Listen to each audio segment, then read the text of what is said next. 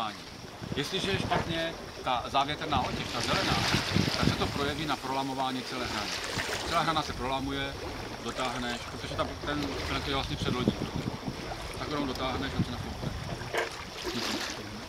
Jestliže prolamuje spodek, tak co?